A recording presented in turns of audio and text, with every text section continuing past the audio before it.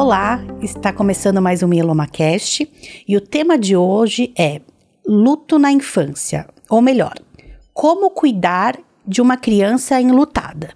E para falar sobre esse tema comigo, convidamos novamente a Clécia Gerardi. Ela é psico-oncologista e especialista em cuidados paliativos. Seja bem-vinda novamente, doutora. Muito obrigada, Ju, pela oportunidade de novamente estar aqui. Doutora, como é que a gente pode começar falando sobre esse tema tão importante para os pais, principalmente, né? Realmente assim, é um assunto muito delicado, porque os adultos não têm essa preparação, né? Essa vivência de falar de morte para a criança. Se fala qualquer nome, mas não morreu. Se fala, virou estrelinha, foi para o céu, tá dormindo, né?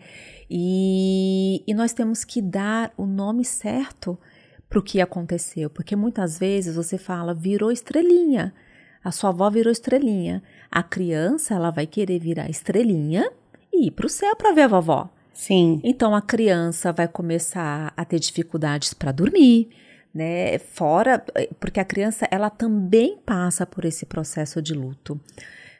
A partir de quantos anos que a criança consegue entender de fato que aquele ente querido faleceu? Quando você me faz essa pergunta, a gente fala da morte concreta, irreversível.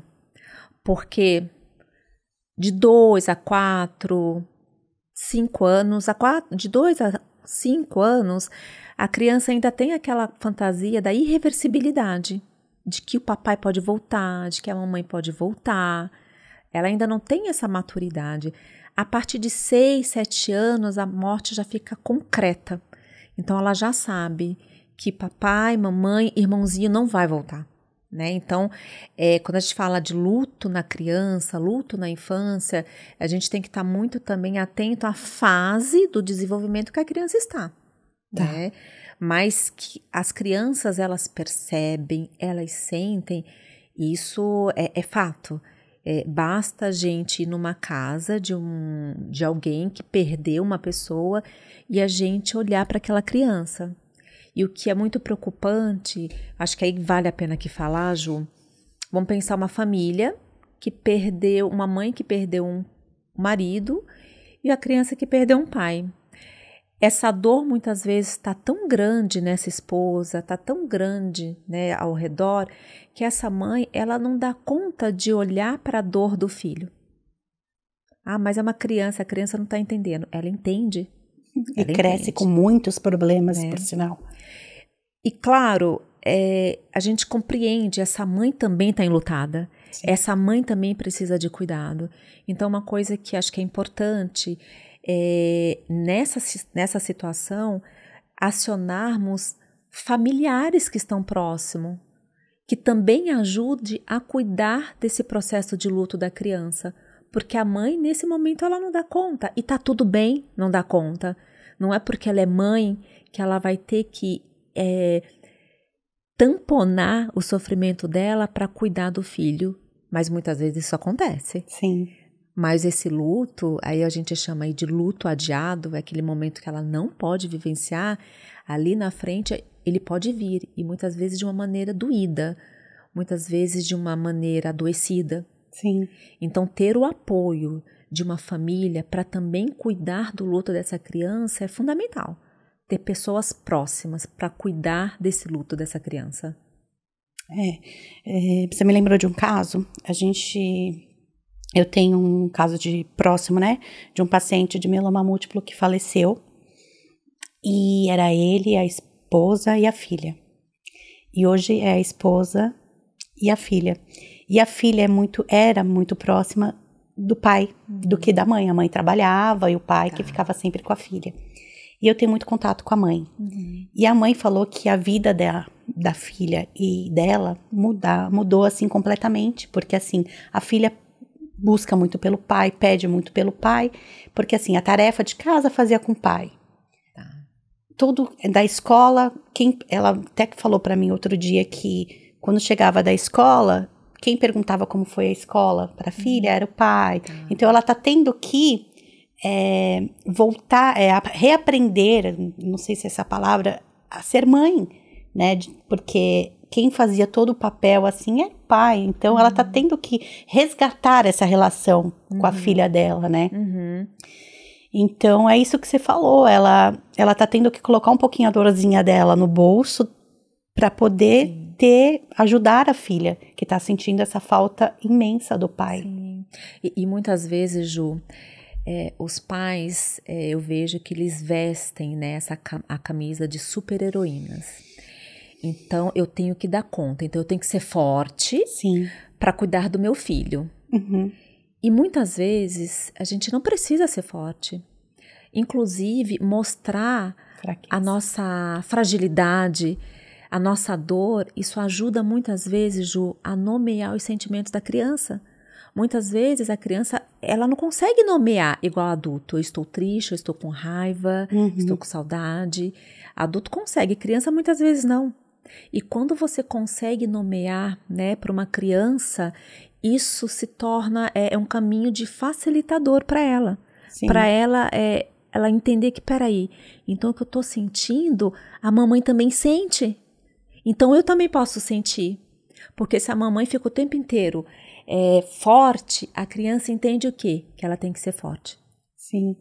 Ô, doutora, então, só voltando um pouquinho. Então, essas crianças de 2, 3 anos e pouco, né? Quando a gente fala, então a amiguinha, o papai, o vovô foi pro céu, né? Virou estrelinha. Então, assim, de uma certa forma tá errado a gente falar isso. Então, o que a gente precisa falar para essas crianças? Como a gente tem que falar que a pessoa faleceu? Acho que a primeira coisa, né? Eu me lembrei aqui de um caso, né? Eu estava acompanhando uma família e o marido morreu, e aí a esposa ficou muito angustiada e desesperada, me ligou me pedindo para falar que o pai tinha morrido. Eu falei, não. Você né? fala para criança? Isso. Jesus, gente, que responsabilidade.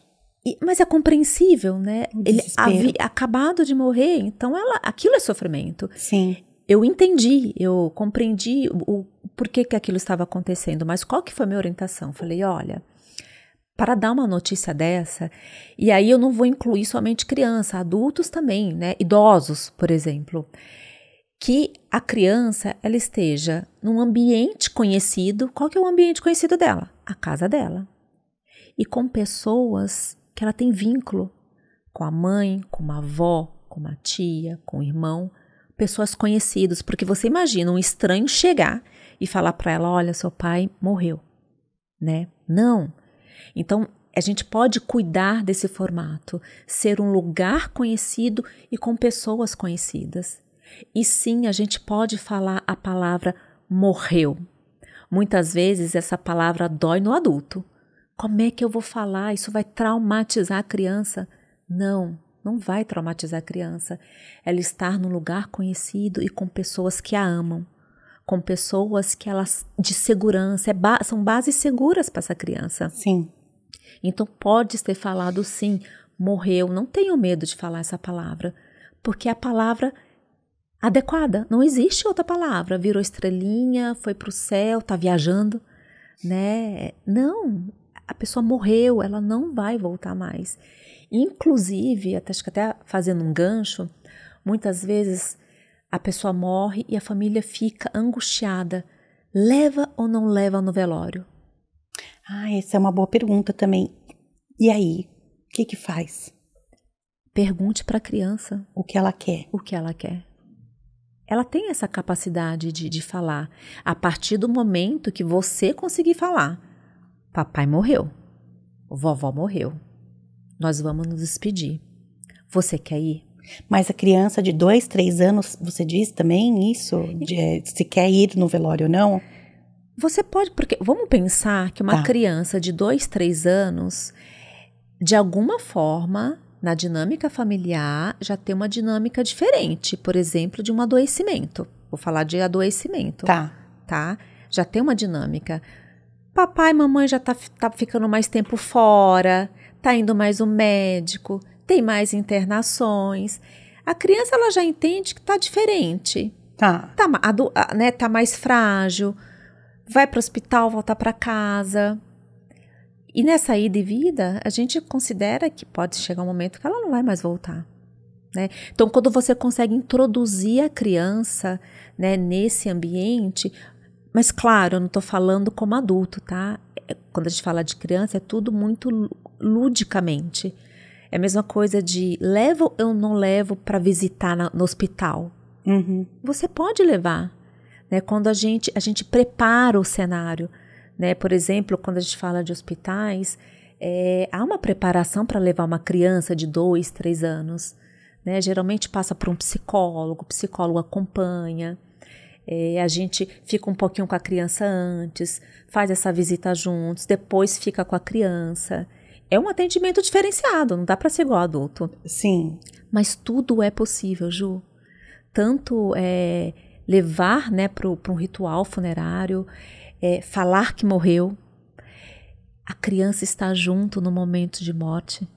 Isso é possível, mas quando há cuidado, né? Um cuidado anterior. Eu não falo daquele cuidado na hora, é um cuidado anterior. A gente fala desse processo. Sim. Não sei se eu te respondi. Sim, sim. Tudo com cuidado. Que eu fiquei um pouquinho na dúvida em relação a, por exemplo, o pai faleceu agora, e não tem esse cuidado com a psicóloga antes. Mesmo assim,